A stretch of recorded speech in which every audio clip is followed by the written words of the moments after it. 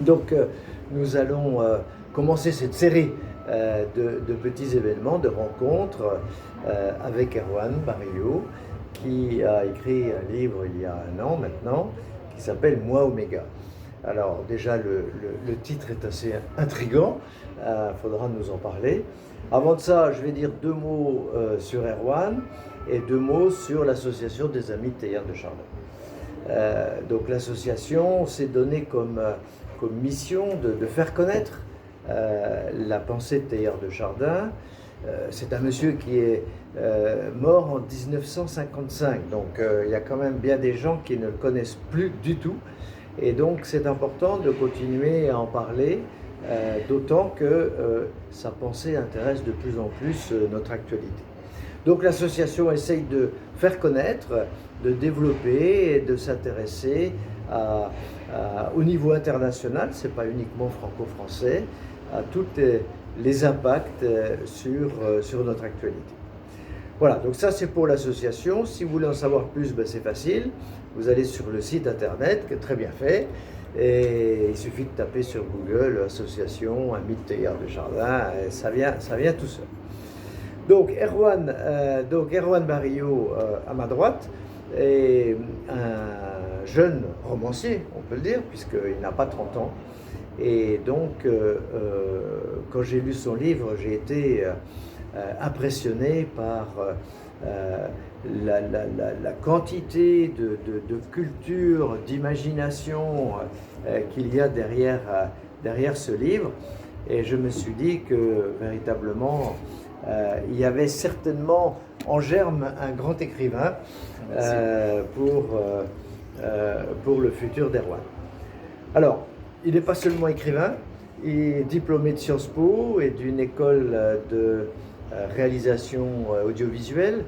Donc on sent qu'Erwan est quelqu'un avec une orientation importante, avec déjà une carrière de journaliste, de consultant en communication et donc d'écrivain. Ça fait beaucoup de choses déjà. À 29 ans, je suis impressionné par la quantité de choses que tu as faites déjà.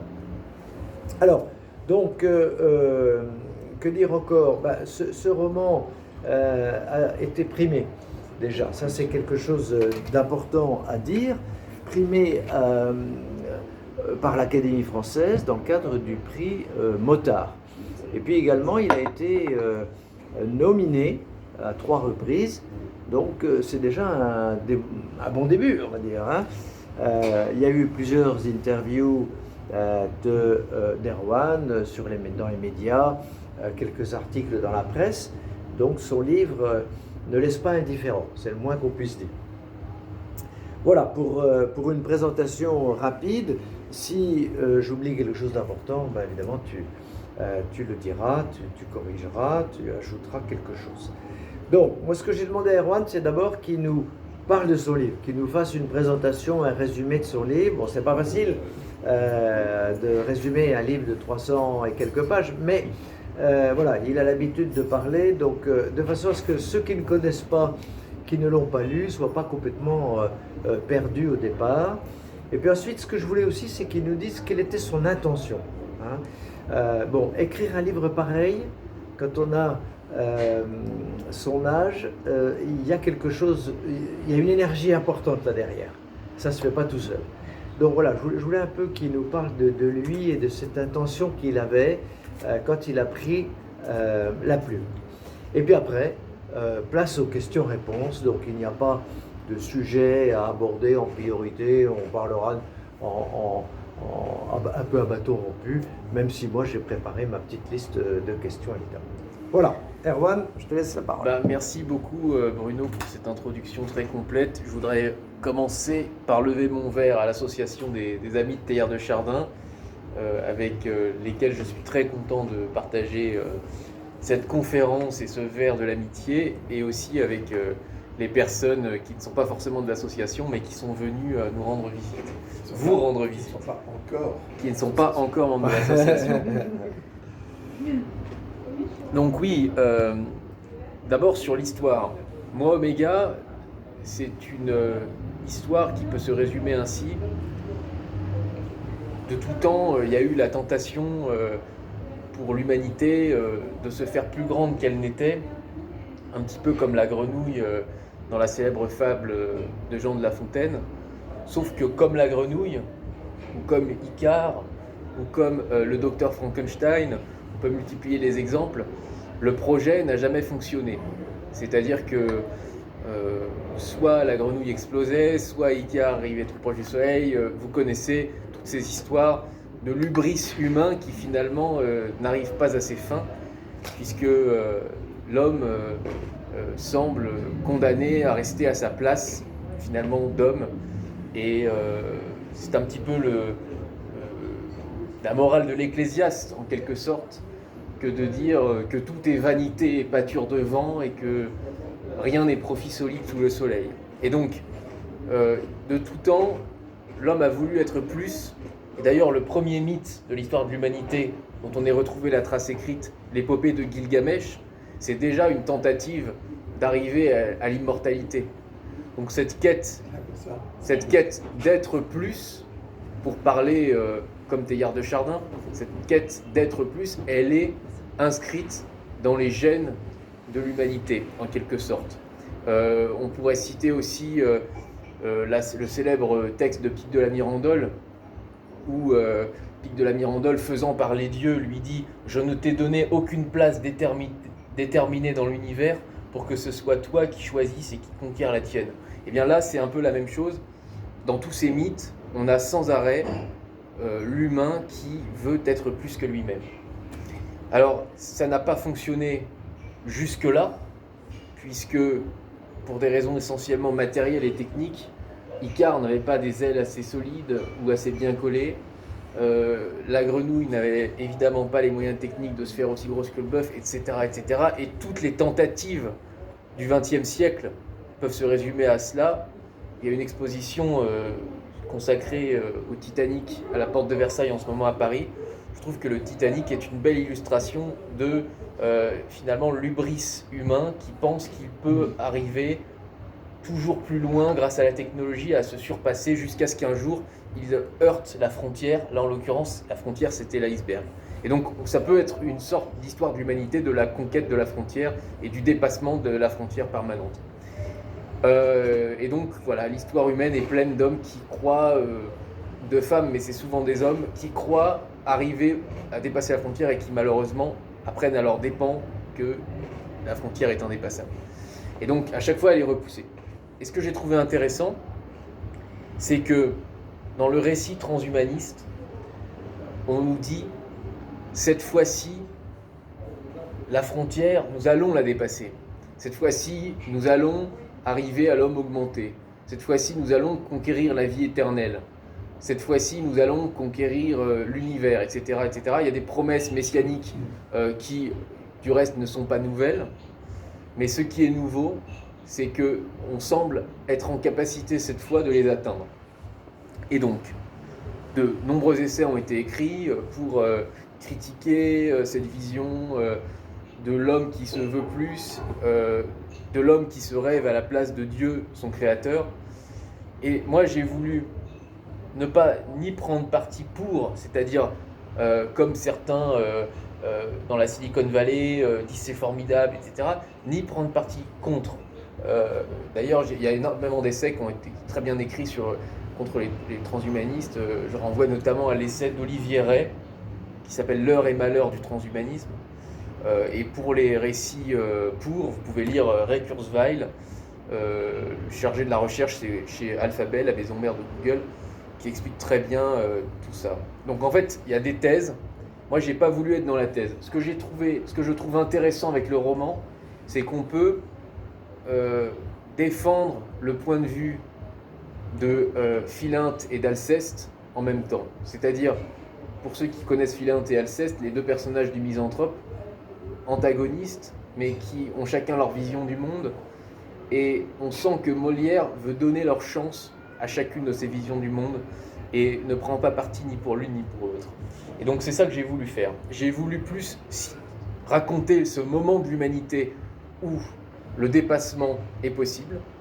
J'ai voulu que ce roman soit l'histoire de ce dépassement ultime c'est-à-dire d'un homme qui semble arriver au moment propice pour devenir Dieu et qui, à force d'efforts et se donnant les moyens techniques d'y arriver, parvient à devenir un artefact de Dieu, qui est un artefact tellement ressemblant à la réalité qu'à la fin, on se demande même si la pratique étant le critère de la vérité, on n'est pas dans un artefact tellement identique qu'il est la réalité elle-même.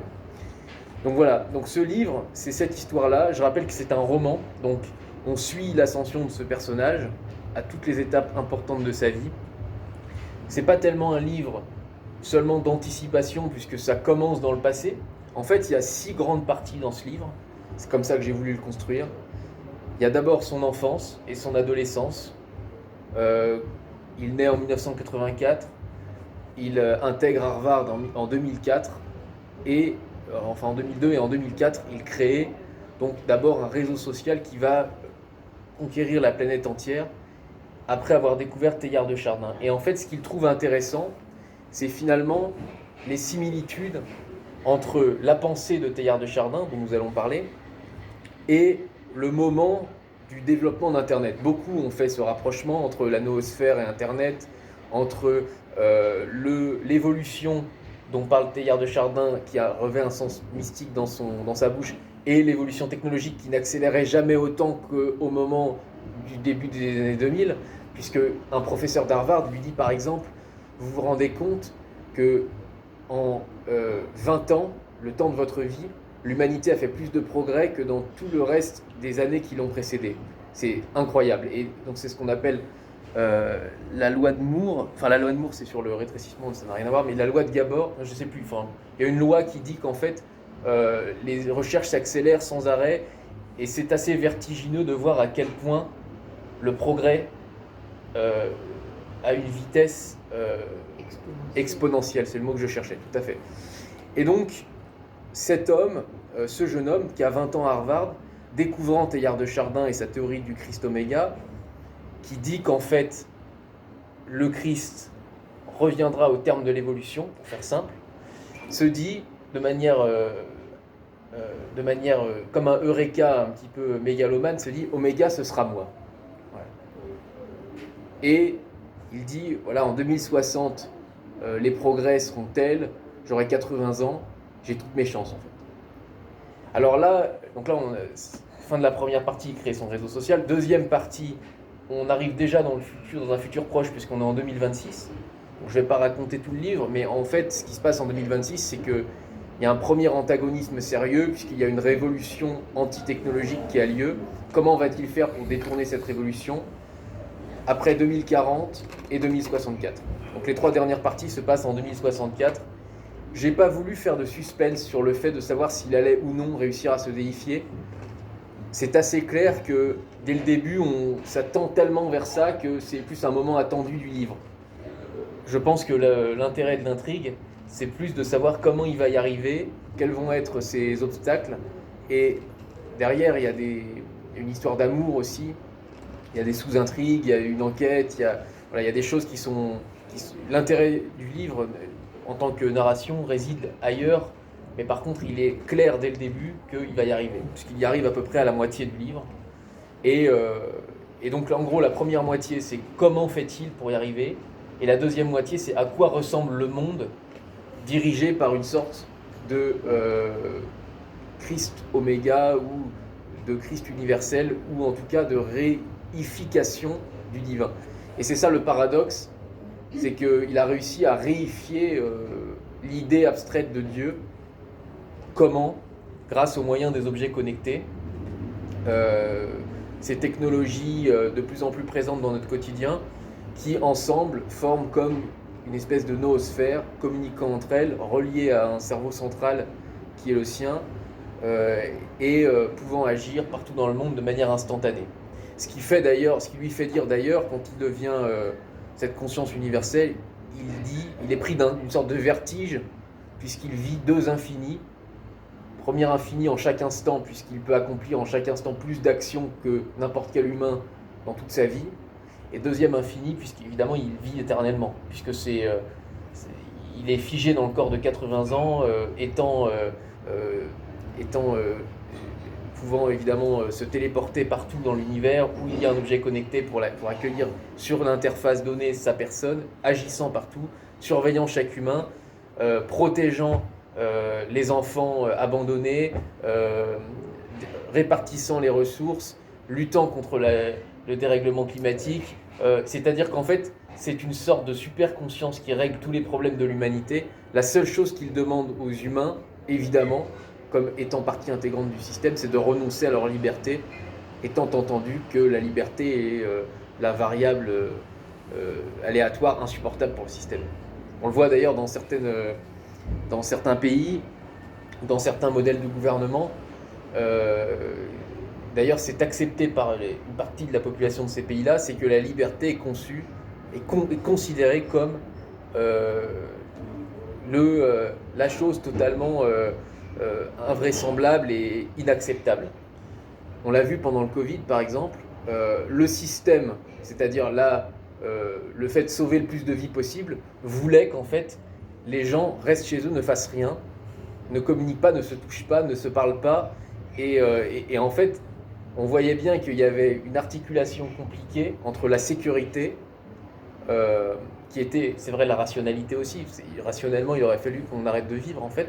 Et de l'autre côté, la liberté, qui est irrationnelle et qui est purement individuelle, et certains ont dit d'ailleurs individualiste, de l'homme qui veut, ou de la femme qui veut simplement faire ce qu'il ou elle a envie de faire.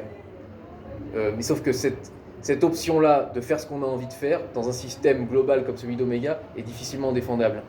Et donc, ce qui est intéressant aussi, c'est que le monde en 2060, il subit beaucoup de crises. Crise de la raréfaction des ressources, de la destruction de l'environnement, des guerres, des agressions, de la pauvreté, des migrations. Voilà, il y a énormément, en gros rien ne va.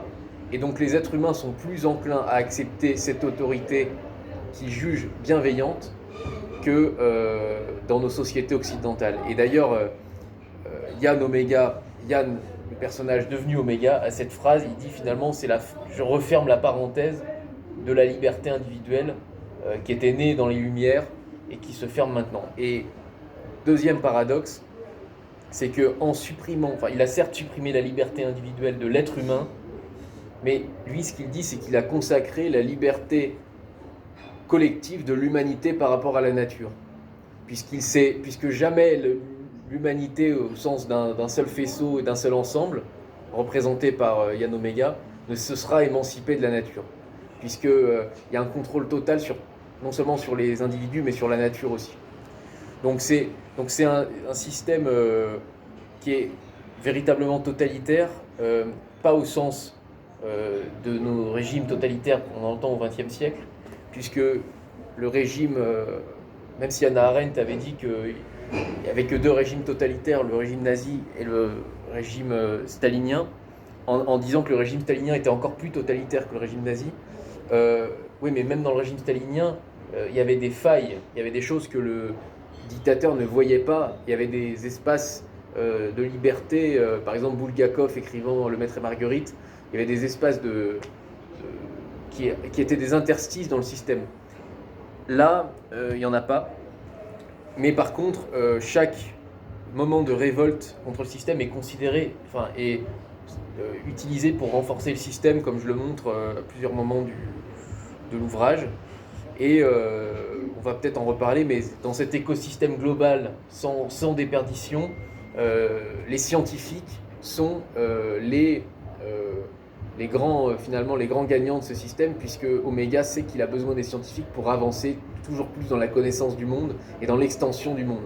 Parce qu'il n'est pas juste dans la gestion, dans l'administration, mais il est dans l'extension à la fois dans les connaissances, dans les ressources, dans l'énergie, l'invent de nouvelles sources d'énergie, mais aussi dans l'extension territoriale de l'humanité dans l'univers.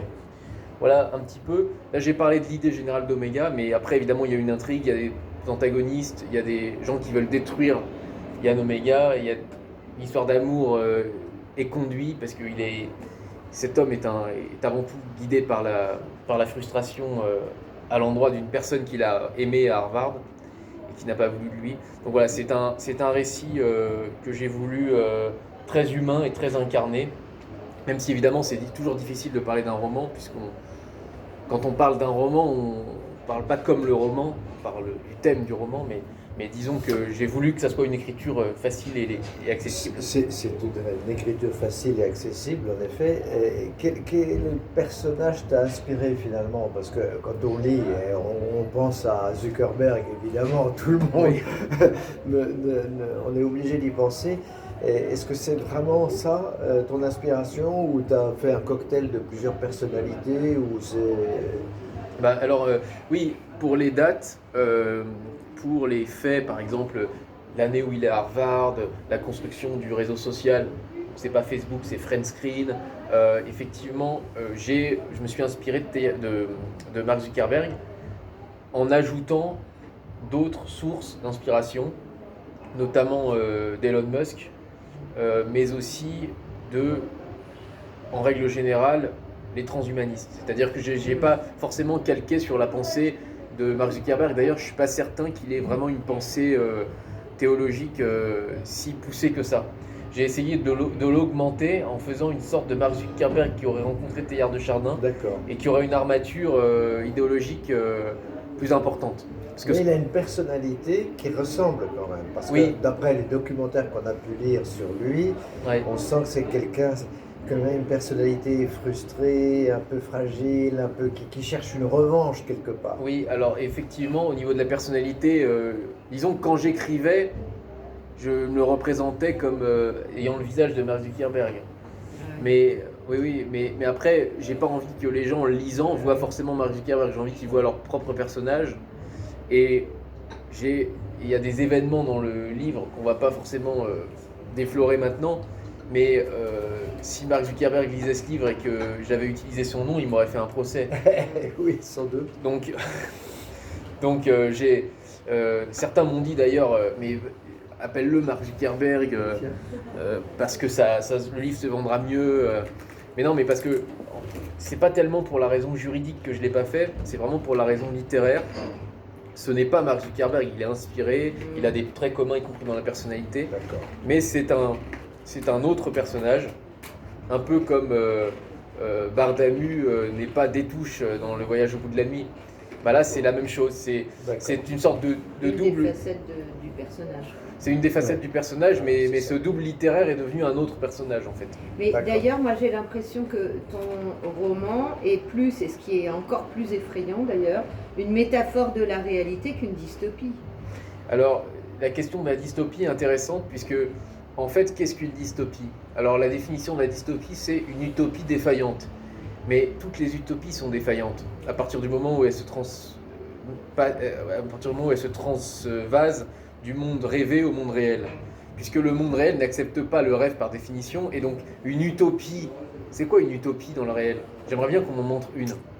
J'en ai jamais rencontré. Et donc en fait, si on écrit une utopie vue par les gens, ça apparaîtra forcément comme une dystopie. Je ne connais pas l'utopie. Donc en fait, en réalité, ceux qui pensent avoir concrétisé une utopie sont les gourous des sectes. Voilà, en fait c'est ça. Ça dépend pas de ce qu'on montre. Ça se finit mal. Exact. Mais vu de notre point de vue. En fait, tout est une question de point de vue. Voilà. C'est-à-dire que, vu du point de vue de Staline ou d'Hitler, finalement, c'était une utopie. Exactement.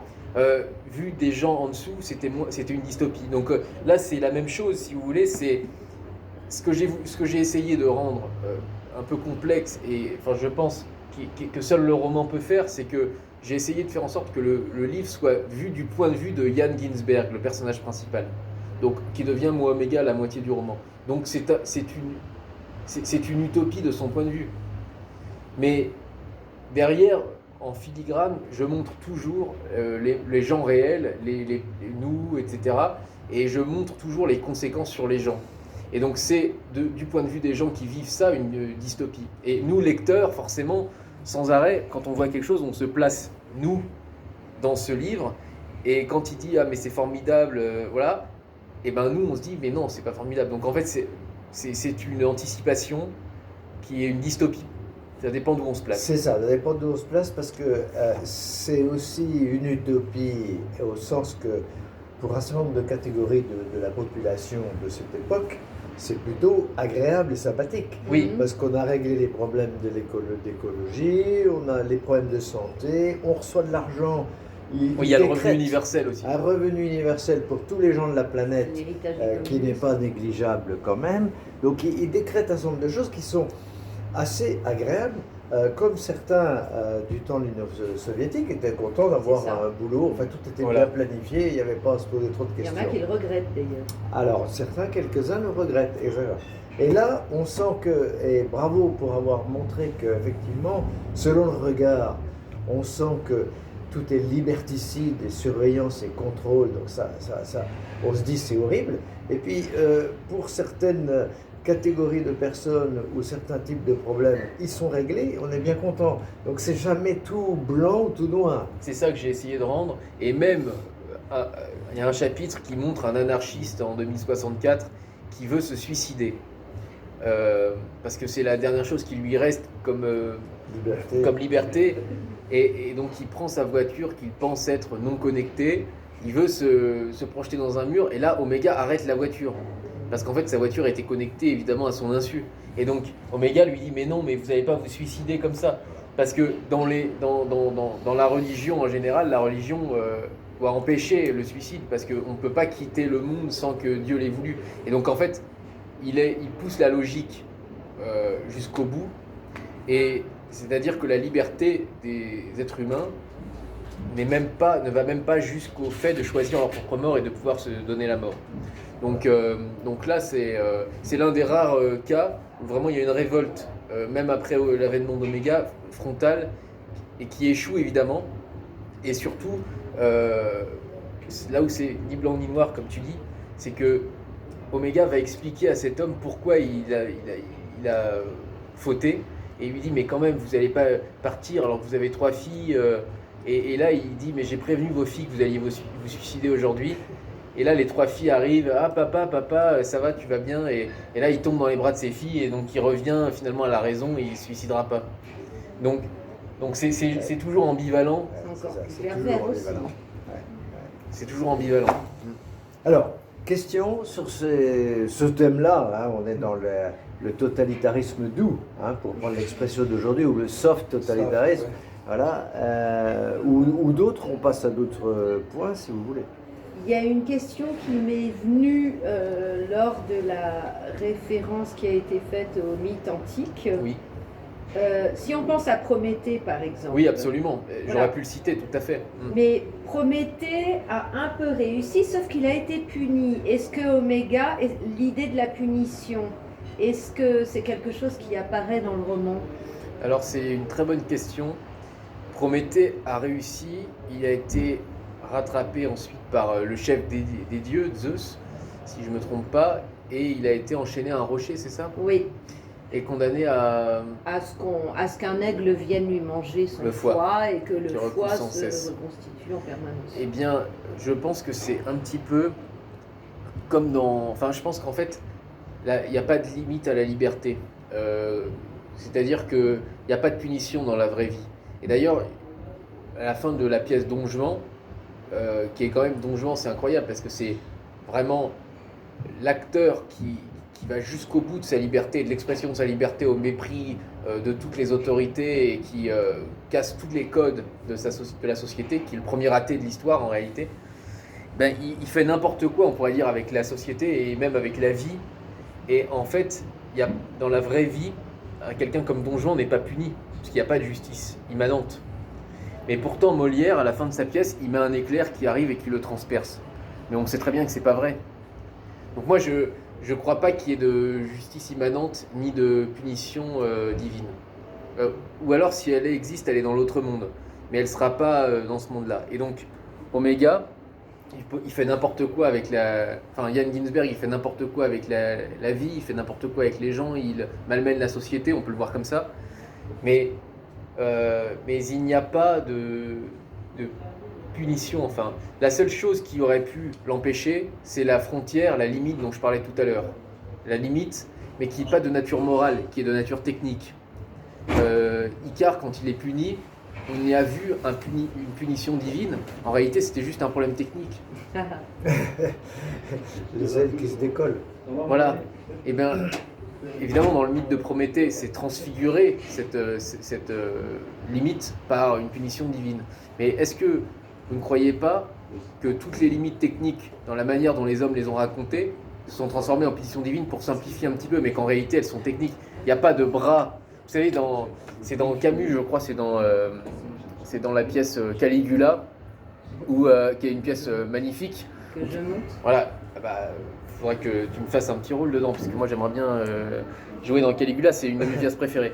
Et à un moment donné, la femme dit ils ne te toucheront pas. Caesonia. Voilà, Caesonia dit ils ne te toucheront pas, ou alors quelque chose venu du ciel les foudroierait avant qu'ils ne t'aient touché. Et il répond du ciel, il n'y a pas de ciel, pauvre femme.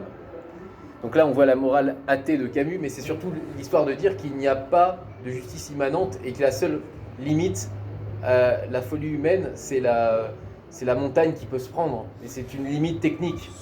Oui, sauf qu'il y a des attentats, il déjoue évidemment les attentats, mais il aurait pu aussi être tué. Et bon, ça n'a pas marché dans le roman, mais ça c'est. Voilà, mais c'est une limite technique. C'est une limite physique, je veux dire. Physique. Okay. Physique, technique, mécaniste. Excusez-moi. Ouais. Savoir si vous allez être beaucoup plus nombreux ou pas. Non, non, parce je pense que pas. Vu l'heure, à mon avis, on a fait le plein. Ça marche, donc je vous souhaite une bonne soirée. Merci. Bonne soirée. Merci. Et donc c'est cette limite physique, en fait, peut-être plus d'ailleurs physique que technique, qui fait qu'il aurait pu être attaqué. Et d'ailleurs, quand il échappe à l'attentat, c'est pour une raison technique, mais voilà. Et lui prétend à la fin qu'en fait, comme il a échappé, c'était écrit finalement. C'est pas du tout un hasard, mais que c'était prévu dans le plan de la création.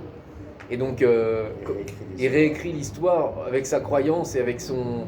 Et donc, il y a un évangile même qui est écrit qui justifie en fait tout l'enchaînement des faits, l'enchaînement chaotique des faits à l'aune de sa propre croyance. Alors, je propose qu'on passe un peu sur Teilhard de Chardin, parce qu'une question, je suis sûr qu'il y en a beaucoup d'autres, mais une question que je me suis posée, c'est est-ce que. Comment d'abord tu as appris et connu Teilhard de Chardin, parce que tu as fait on voit l'étude quand même assez poussée de sa pensée, et puis est-ce que finalement tu as mis Teilhard de Chardin comme un fil conducteur après coup, après avoir une idée du roman, ou est-ce que c'était au départ dans ta tête? Oui, alors j'ai rencontré Teilhard de Chardin à Chamonix, dans les rues. Je me souviens d'un livre posé par terre dans un petit cajot de bois. Je me rappelle du titre et de la couverture. C'était un recueil de pensées de Teilhard qui avait été synthétisé dans un ouvrage que les spécialistes ici présents connaissent, qui s'appelle Être plus. Et donc, j'avais une fois entendu parler de Teilhard de Chardin parce que dans un amphithéâtre à Lille, à la faculté de la Cato de Lille, il y a un amphithéâtre Teilhard de Chardin. Et donc, c'est la seule fois où j'avais entendu parler de Teilhard de Chardin. Première fois. Deuxième fois, c'est dans un livre par terre. Coup de chance. Voilà. Et je prends le livre parce que le titre m'intrigue, Être plus. Et il m'intriguait pour la raison que je disais au début de notre entretien. C'est-à-dire que Être plus, j'ai trouvé que c'était un bon résumé de la condition humaine et de ce que cherchait à faire non seulement chaque individu. On parle beaucoup de développement personnel, d'apprentissage, d'amélioration, de meilleure version de soi-même, etc. Mais c'est aussi ce que fait l'humanité depuis qu'elle a inventé le feu, pourrait-on dire. Et donc, c'est l'histoire de l'évolution. Et donc, j'ai trouvé que Être plus, en 2 mots finalement, en 2 mots de 4 lettres chacun, il avait quand même résumé pas mal de choses. Et depuis qu'elle a inventé le feu, donc depuis Prométhée. Exactement, ce n'est pas un hasard. Et on a quand même un public de qualité ce soir. Et donc, Être plus, j'ai ouvert le livre, et là franchement j'ai trouvé qu'il y avait des paroles qui étaient absolument saisissantes. Quand il dit par exemple, et là on va commencer à aborder l'idéologie, la vision, parce que c'est plus une vision on a l'impression qu'il lit quelque chose déjà écrit en fait. Quand on lit Teilhard de Chardin, moi c'est en tout cas comme ça que je l'ai ressenti, qu'il est transporté. On a même l'impression qu'il ne réfléchit pas, qu'il écrit comme ça et que quelque chose lui est dicté, presque dans sa conscience. Et alors, une phrase que j'ai trouvée merveilleuse, c'est, je vais la dire de manière impropre, mais c'est l'idée, et ça résume assez bien sa vision, c'est l'idée qu'en réalité, Dieu nous regarde monter vers lui. Il dit ça dans un texte, il dit « L'humain monte et Dieu le regarde monter vers lui ». Et ça, j'ai trouvé ça, je me suis dit « mais c'est… » Ça, c'est comme dans la tour de Babel. Voilà. On parle encore d'une autre tentative des humains de s'approcher de Dieu. Plastiquement, on le voit dans toutes les représentations de la tour de Babel, de la volonté des hommes, de monter, jusqu'à ce qu'ils atteignent Dieu et qu'ils soient punis, encore une fois. Oui, mais il y a un paradoxe, en fait, que je dis, qui est assez… que je dis au début du livre, je ne m'attarde pas trop dessus, mais c'est qu'en fait, la tour de Babel contredit quand même beaucoup de commandements divins, et notamment le commandement croissez, multipliez, dominer la terre, etc. Et en fait, on voit bien que croissez, multiplier et la tour de Babel, c'est contradictoire. Donc à un moment donné, soit il faut être plus, c'est-à-dire faire le monde finalement à son image, ou soit il faut accepter une limite. On a l'impression que la tour de Babel, c'est quelque chose, en tout cas c'est quelque chose qui n'est pas reçu par Teilhard de Chardin. Oui, attention, parce que la tour de Babel, c'est finalement une recherche d'être plus au sens, je dirais, physique, morphologique, technique de l'humanité. Tandis que être plus, c'est se développer en humanité, et donc se développer tellement en humanité qu'on s'approche de Dieu. Donc c'est pas dans le même. Enfin, je pense que c'est il y a deux sens bien séparés. Et d'ailleurs, c'est très intéressant que tu fasses cette distinction, puisque en fait, le être plus de Teilhard de Chardin a deux sens complètement opposés. Un sens, être plus, comme tu dis, plus, c'est-à-dire plus humain, avec plus d'amour, plus chrétien, etc. Et d'un autre côté, être plus dans le sens prendre plus de place, quoi, dans le monde, s'imposer. Et c'est le même contresens qu'on peut faire avec le surhomme nietzschéen, par exemple. Où on comprend d'un côté en fait le nazi, c'est-à-dire le surhomme qui va éliminer les races inférieures, les Untermensch, etc.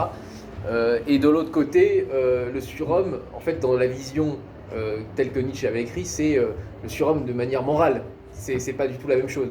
Donc là c'est un peu on sent que voilà, il y a deux manières de comprendre le être plus, quoi. Exactement. Est-ce que vous avez trouvé l'endroit où est cité ce être plus? Oui, alors dans être plus, il y a toujours les références, parce que c'est un recueil de. Donc je sais que c'est cité, mais là de mémoire, je me rappelle plus. Oui. Peu importe, je crois que c'est dans le Libin, etc. Il y a une phrase, il invite l'homme à prendre conscience, puisque c'est sa prise de conscience qui le fait évoluer. Si on ne prend pas conscience de la situation de la femme, on ne se penche pas sur cette question. Donc, la prise de conscience. D'où vient la prise de conscience? Le fait de s'ouvrir, de connaître, donc de savoir. Donc, je crois que la citation, et je le cite tout à fait avec réserve, mais c'est savoir plus, donc au sens de pas empiler du savoir, mais prendre conscience d'eux, pour être plus pris par quoi? Pris par un Dieu qui est un Dieu d'amour. C'est pas un Dieu qui nous punit, c'est un Dieu d'amour. Pour être plus pris par Dieu. Ça c'est la référence à être plus. Oui, à être plus. Mais c'est pas la référence. Je pensais que vous parliez de la référence de monter vers Dieu. Je sais plus dans quoi c'est. Être plus. Non, mais là il y a l'idée de monter. Il y a le verbe monter dans la citation, mais elle est dans le. C'est le V peut-être. Non, mais il y a l'idée. En fait, il y a une image vraiment. C'est très visuel dans ces citations. Je crois que la prise de conscience elle-même. C'est la phrase Pascal, un slogan teilhardien, en avant, pour aller en avant, et en haut. Donc il y a ce mouvement. C'est comme ça qu'il y a une ascension. Mais je m'élève non pas pour dominer, c'est ça. Parce que je suis pris, je suis attiré par quelque chose qui me transcende. C'est ça. Qui est de l'ordre de l'amour. Il y a deux acceptions diamétralement opposés en effet. Il y a le s'élever dans le sens s'élever en sagesse et s'élever dans le sens dominer. Oui, c'est ça. Et c'est deux sens complètement opposés. Et en fait, vous savez, c'est Charles Péguy qui disait tout commence en mystique et termine en politique. Et bien là, souvent la politique garde le pire des deux sens, en fait. Donc là, ce Yann Ginsberg est un entrepreneur politique, on peut dire. Et forcément, il ne garde pas tout le message de Teilhard de Chardin, évidemment. Il ne garde pas le message d'amour. Il déforme le message de Teilhard de Chardin en gardant finalement la version la pire des deux. Et c'est un petit peu la même chose avec le marxisme. Qui est la grenouille. Hein, la grenouille. C'est tout. Hein, Et c'est l'art des manipulateurs Ouais, aussi, Oui, et de s'appuyer sur Il un se exemple justifie, d'autorité. voilà, il se justifie. il se avec justifie des par ça. Voilà. références morales, intelligentes, Teilhard de Chardin, bon, et les transhumanistes, les gens de la Silicon Valley font exactement la même chose. Hein. Ils se justifient, se légitiment par la pensée de Teilhard de Chardin pour faire des choses qui sont éloignées de cette pensée. Voilà. C'est ce qu'on Et là, appelle en c'est- rhétorique un argument d'autorité. Voilà. Et c'est voilà. ce qui marche le mieux. Exactement. Ils ont l'argument d'autorité et ils utilisent la chose, ils se réclament de la chose, mais sans en conserver l'esprit. Et parce que l'esprit est détérioré par mauvaise foi, par facilité, par utilisation politique. Et donc c'est un petit peu comme il y a 1000 exemples de régimes politiques. En fait, tout régime politique est fondé sur une idéologie. Tout régime de domination des êtres humains est fondé sur une idéologie. Tous. Vous pouvez tous les regarder. Et au début, il y avait une idéologie qui était en général une idéologie d'amour, etc., de tolérance, et qui est complètement dévoyée. Et donc là, ce que j'ai trouvé intéressant, c'est le dévoiement de cette idéologie. C'est pas un livre sur Teilhard de Chardin, c'est un livre dans lequel un entrepreneur politique, en l'occurrence une figure de la Silicon Valley, se justifie et justifie son pouvoir par un teilhardisme dévoyé. Ça m'a beaucoup plu parce qu'effectivement, c'est réel. Il y a des gens de la Silicon Valley qui écrivent des choses pour se légitimer avec Teilhard de Chardin et qui le dévoient complètement. Et d'ailleurs- ça c'est intéressant. Voilà. Et d'ailleurs, il essaye tellement de se justifier qu'en fait, quand il choisit son pape, parce qu'en 2064, le Vatican se rallie à Yann Ginsberg, et, Ça va loin. et donc quand il nomme son pape, il y a l'évêque d'Ostie qui est opposé à cette nomination, et il y a une controverse entre l'évêque d'Ostie et Yann Ginsberg. Et Yann Ginsberg, Yann Omega, utilise tous les arguments pour convaincre l'évêque d'Ostie qu'en fait il est vraiment Dieu. C'est très bien vu ça. Il essaie de le convaincre qu'il est vraiment Dieu, etc. Et l'autre dit mais non, mais vous êtes un imposteur. Et l'autre il dit mais non, mais je suis Dieu, vous voyez, je suis là. Et là il apparaît. Et l'autre dit mais non, je ne crois pas. Je vous vois, mais je ne crois pas que vous êtes là. Et là il répète encore une fois je suis Dieu. Et là l'évêque d'Ostie dit mais si vous êtes vraiment Dieu, pourquoi essayez-vous à tout prix de m'en convaincre? Voilà. Et donc il est obligé d'essayer de convaincre les gens parce que le fait ne suffit pas en fait. Il pensait que le fait était plus fort que la foi. Il pensait qu'en existant réellement, en étant présent devant les gens, il allait suffire à s'imposer. Mais en fait, il se rend compte que être ne suffit pas. Qu'en fait, il faut que les gens adhèrent pas seulement en voyant, mais en ressentant, en croyant, en ayant la foi. Donc ça va forcément plus loin que le fait. Très bien. Est-ce qu'il y a Alicia? Non, Merci. c'était pourquoi arriver à Teilhard, donc c'est juste ça, un livre. Ah oui, j'ai pas répondu à cette question. Alors, Oui. effectivement, alors ça c'était les deux approches de Teilhard. Le nom dans la Cato de Lille, amphithéâtre Teilhard de Chardin, très intriguant. Ouais. J'aimais bien ce moment-là, je trouvais que ça sonnait bien. J'avais vu ce livre et j'avais commencé, en réalité, j'ai eu l'idée du livre en 2014. Quand Elon Musk a fait des implants de clés USB dans le cerveau d'un cochon. Vous allez me dire quel rapport? Eh bien, je me suis dit, à ce moment-là, que la numérisation croissante il avait en fait transféré le cerveau du cochon dans la clé USB. La numérisation croissante et la montée en flèche des objets connectés allait faire qu'à un moment donné, le monde serait complètement connecté. Et en plus, c'était le développement de la 3D intelligente. Voilà, il y avait des jumeaux numériques aussi qui reproduisaient le monde dans une sorte de matrice en 3D. Et donc je me suis dit, le jour où une conscience extérieure au monde, donc finalement que le monde ne pourra pas toucher, ne pourra pas altérer, aura connaissance du jumeau numérique de toute la planète, c'est-à-dire aura une vision parfaite du monde sans y être, et en temps réel, et en plus pouvant agir sur tous nos objets connectés qui se développent, et bien là, on n'aura plus aucune marge de manœuvre.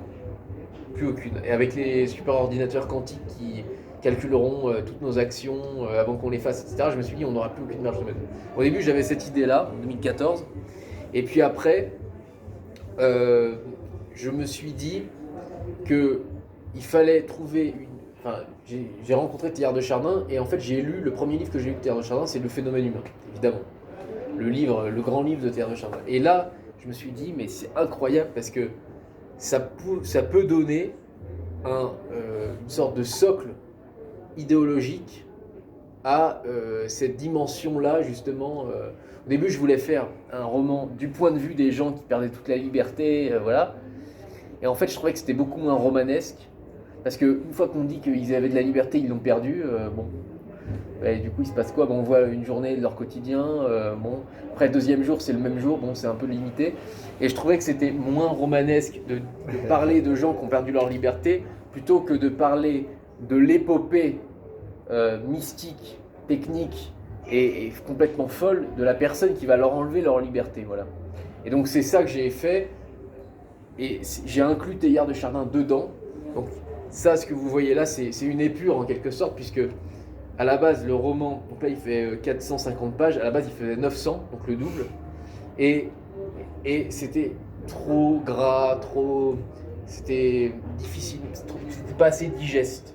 Il y avait trop de références, notamment à Teilhard de Chardin, trop de citations, voilà. Là, j'ai essayé de rendre ça d'épuré, de faire en sorte que les spécialistes de Teilhard de Chardin que vous êtes puissent retrouver des échos à Teilhard, se dire quand même que voilà, j'avais un peu travaillé l'idéologie teilhardienne, mais que surtout le plus grand nombre puisse le lire. Et c'est un roman pour le plus grand nombre. Et la partie donc totalement dévolue à Teilhard, ce sont les annexes, puisque je vous ai dit que le Vatican se ralliait à Yann Omega. Le Vatican décide que la première pierre ayant été posée par Pierre, la dernière le sera par Pierre aussi, Teilhard de Chardin en l'occurrence, et que le nouvel évangile, le dernier évangile du christianisme, c'est l'évangile du dernier prophète. Et donc dans les annexes du livre, on voit l'évangile du dernier prophète qui reprend que des citations des œuvres de Teilhard de Chardin qui permettent justement de légitimer Yann Omega. Et donc là, c'est en 10 chapitres, et le 9e c'est Christ Oméga, enfin le 8e c'est Ver Oméga, Christ Oméga et la Terre finale. Voilà. Et donc ce corpus-là, il existe. Les lecteurs assidus de Teilhard de Chardin que vous êtes, pouvez le voir et reconnaître des références, et les autres peuvent le lire ou pas d'ailleurs. Et j'ai même une critique sur Amazon, je le disais tout à l'heure, d'un lecteur qui a dit « Ah, j'ai adoré le bouquin, mais par contre les annexes, c'était pas utile. » J'avoue que j'ai pas lu l'annexe. J'avais envie de lui dire, vous n'êtes pas obligé de le lire déjà. Oui, l'annexe, c'est pas obligatoire. C'est ça, l'annexe, c'est ceux qui veulent lire l'évangile du dernier prophète, voilà. Mais ça fait pas partie de l'histoire, c'est quelque chose qui est à côté de l'histoire, voilà. Qui est à côté la source en même temps. Qui est à côté la source Alpha Oméga là. Qui nourrit l'histoire, voilà. Mais que je l'aurais mis dans le livre, ça aurait été trop lourd, donc je l'ai mis en annexe. Voilà. Je sais pas, je pense que le thème en lui-même est un thème complètement d'actualité, donc je pense en ce sens-là, il est quand même accrocheur. Mais il est éternel aussi, hein, parce que le 84, meilleur du monde, Absolument. etc. Enfin, c'était vraiment ce thème, finalement, de la liberté. Hein. Je crois que, je vous l'avais dit d'entrée, je crois que l'homme est de toute éternité n'est pas fait pour être en laisse, visiblement. Voilà. Donc il réagit. Alors il peut se soumettre au moment, aller à la niche, etc. Mais il n'est pas fait pour ça. Et il ne vit pas bien comme ça. Donc ça me paraît clair. Et sinon par rapport à Théia, moi, ce qui m'a un petit peu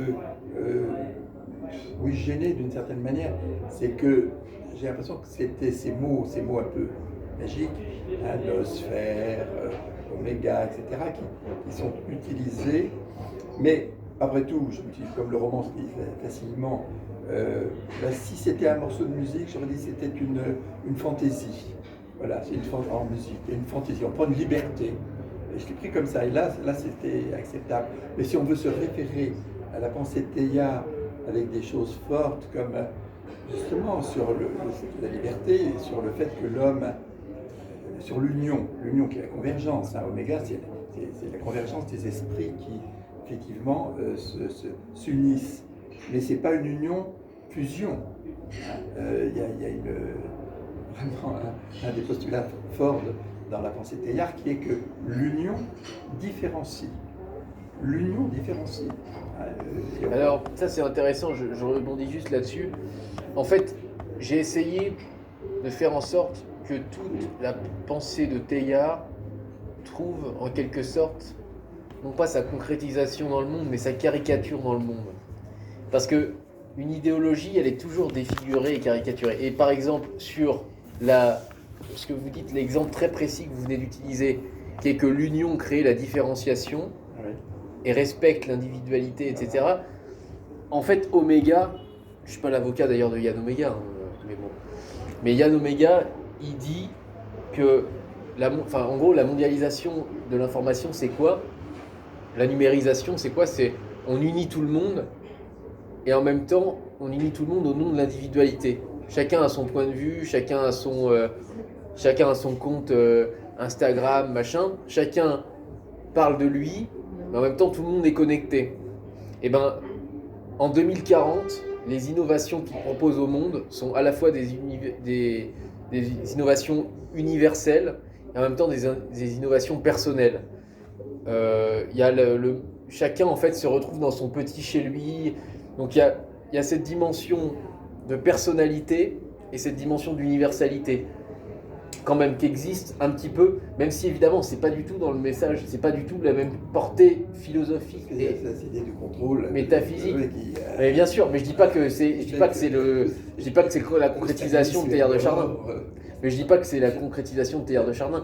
Je dis juste que il y a des éléments de Teilhard de Chardin qui passent dans le monde réel en étant caricaturés en fait, en étant changés. Mais vous avez quand même reconnu des éléments de la pensée de Teilhard de Chardin.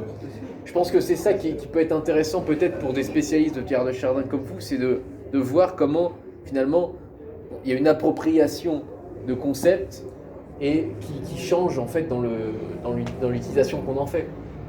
Mais je suis d'accord, en fait, si vous voulez me faire dire que c'est pas la pensée de Teilhard de Chardin qui arrive dans Oméga, je suis d'accord avec vous. Ce n'est pas la pensée de Teilhard de Chardin, c'est une sorte de miroir déformant, si vous voulez. Oui, c'est pour ça que je parlais de fantaisie. Bon, voilà. Je sais pas, je contrôle la musicienne. C'est pour ça que j'ai lu jusqu'au bout en me disant, bon, ça peut pas bien finir. Et en fait, il y a 1000 manières de lire Teilhard de Chardin. Et quand quelqu'un affirme de tenir la clé, ça c'est le vrai Teilhard et qu'il l'applique à tout le monde, ça. C'est chacun lit son Teilhard et il trouve chacun sa manière de le lire. C'est ça.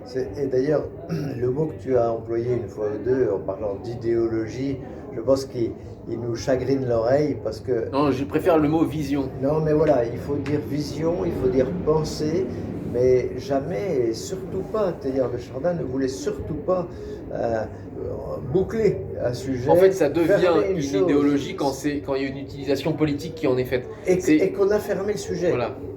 Teilhard de Chardin n'a jamais fermé un sujet. C'était toujours un chercheur. Voilà, toujours un chercheur permanent. Et toute sa vie, quand on suit sa pensée, il a repris ces trucs, et ce sont des essais. Ce ne sont jamais des dogmes. C'est ce qu'on appelle un isme, hein, c'est le teilhardisme. Mais le problème du teilhardisme, c'est qu'une personne veut porter l'étiquette de teilhardisme. Et même le premier biographe de Teilhard, Claude Queneau, je suis sûre que si on lui avait dit qu'il faisait du teilhardisme, il ne serait pas d'accord. Mais on prend sa biographie, il dit je vais vous expliquer Teilhard, et il fait premier point, deuxième point. Mais c'est quand on met des points comme ça, c'est qu'il est en train de systématiser la pensée. Ouais, c'est ça. Bah, vous savez, le Bouddha, il a toujours dit qu'il n'était pas Dieu, qu'il n'y avait pas de révélation, que surtout il ne fallait pas créer d'idéologie derrière.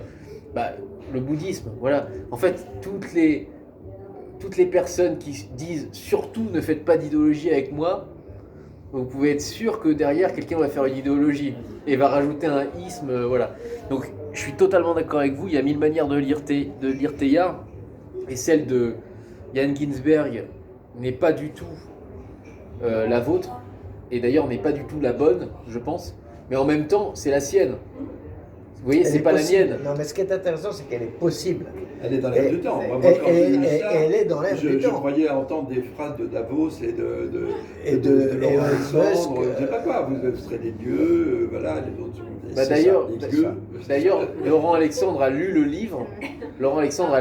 Il a même fait un post Twitter. Je le salue d'ailleurs, Laurent, si tu nous regardes. Il a fait un post Twitter pour dire qu'il avait beaucoup aimé le livre. Voilà. L'entretien que j'avais fait au Figaro, il l'a retweeté. Mais parce que lui, en fait, il a lu le livre de manière littérale. Ouais, ça apportait de l'eau à son moulin. Voilà. Non, mais moi, j'apporte de l'eau de moulin à personne parce que je fais un roman. C'est comme si vous dites que Zola, dans La Bête humaine, faisait une publicité pour les trains. Voilà. Non, moi, vous êtes d'accord? Moi, je raconte une histoire. En fait, moi, ce qui m'a semblé intéressant dans ce personnage, c'est son côté romanesque et rocambolesque. Voilà, et surtout, que ça sorte un peu les gens de leur quotidien, de l'autofiction, mon beau-père m'avait violé quand j'avais 15 ans, machin. C'est toute la rentrée littéraire, c'est ça. Donc je me suis dit, on va là au moins imaginer sortir quelque chose. Voilà. Non, parce que là, on va au moins être dans la littérature de l'imagination. L'imagination, elle est là, vraiment, on a tous, tous ceux qui ont lu, on reconnaît qu'il y a énormément d'idées, d'imagination, de rebonds dans l'intrigue, de personnages qui vont faire des choses inattendues. Donc là, vraiment, il y a beaucoup de choses sympas, simplement pour une lecture premier niveau, je dirais. Hein. Est-ce que je suis la seule à pas connaître le rappeur Capote? Tupac. Est-ce que tu connais Tupac? Le lapsus, c'est formidable. Je connais aucun rappeur. Non, mais tu connais. Booba, Qui connaît Tupac? Tu connais Tupac? Tu connais Tupac? Tu connais? Non, mais en fait, personne n'écoute du rap ici. Non. Bon, les gens qui nous demande regardent, pourquoi. non, Tupac, c'est le rappeur le plus connu. Enfin, de l'histoire du rap, pas aujourd'hui. L'histoire du rap ayant commencé il y a assez peu de temps quand même. Non, c'est le rappeur le plus connu. Voilà. Non, mais vous êtes un cénacle de personnes Voilà, très c'est ça. éduquées. Vous connaissez évidemment Kierkegaard, mais Tupac, non. Et Moi je connais Booba. oui, Booba, oui. Bon, alors les amis, donc on avait dit qu'on prendrait 1 heure pour ce genre de petit Non, je précise événement, sur de Tupac rencontre. pour expliquer Est-ce que pourquoi tu on parle veux de faire Tupac. Voilà, fais Voilà. une petite conclusion à tout ça. Juste Ouais. qui une donne... petite question. Ah. Oui, est-ce qu'il a, d'une façon ou d'une autre, personnage, une petite quête spirituelle? Ou parce que j'ai pas lu le livre, est-ce qu'il est en recherche Bah, en fait, j'ai voulu être dans l'ambiguïté jusqu'au bout. C'est-à-dire qu'en fait, lui, il semble avoir une révélation en 2004, quand il rencontre Teilhard de Chardin. Quand il rencontre la pensée de Teilhard de Chardin, il s'écrit devant son professeur « Oméga, ce sera moi ». Et après, il poursuit cette ambition. Mais on ne sait jamais s'il est sincère ou s'il est manipulateur. D'ailleurs, Gustave Thibon, dans la psychologie des foules, il dit qu'il y a 2 types de meneurs. Il y a ceux qui croient en leurs idées et ceux qui n'y croient pas.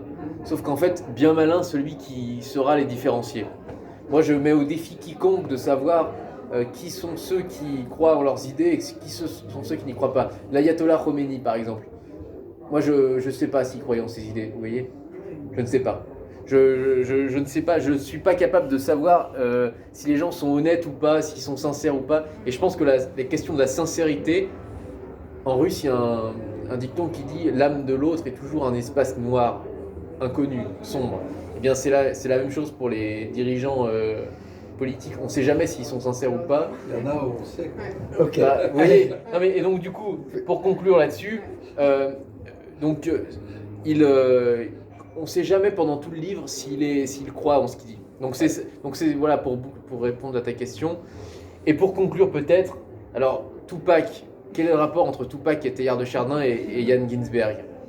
Eh bien, ce qui s'est passé, c'est que le 17 avril 2003, à Harvard, il y a eu un colloque sur le rappeur Tupac, qui est un rappeur qui est connu par les gens qui aiment le rap et qui est mort, je crois, à Las Vegas dans les années 90 et qui était vraiment une icône de tous les Noirs américains de l'époque. Et donc, Tupac, c'était deux choses. Tupac, c'était à la fois le gars des cités, comme on dirait chez nous, mais en même temps, c'était le poète. Ses textes ont une dimension poétique, ses textes de rap ont une dimension poétique et une dimension mystique. Et Tupac avait dans ses sources d'inspiration Teilhard de Chardin. Et le 17 avril 2003 à Harvard, le livre The Human Phenomenon a été exposé sous vitre comme étant un des objets ayant appartenu à Tupac. Et ça, c'est quelque chose de réel, parce que c'est documenté. Et mon personnage, Yann Ginsberg, vient dans ce colloque consacré à Tupac, invité par son ami, et il voit ce livre, The Human Phenomenon, et là, pardon pour l'accent, c'est là qu'il rencontre Teilhard de Chardin. C'est là qu'il fait la connaissance de l'idéologie de Teilhard de Chardin, enfin pas de l'idéologie, de la vision de Teilhard de Chardin, et que ensuite il va avoir sa révélation à lui, dont on ne sait pas si elle est sincère ou pas, et qui va l'animer pendant toute sa vie jusqu'à l'âge de 80 ans. Et donc voilà le rapport entre Tupac et voilà, c'est le début du coup de son ascension, de son épopée, jusqu'à l'avènement d'Omega. Exactement. Merci Erwan, je crois que c'était assez passionnant et j'espère que tout le monde aura envie de lire le roman et puis peut-être une prochaine fois. Merci en tout cas de m'avoir reçu, merci Bruno et merci à l'association des Amis de Teilhard de Chardin. Au revoir.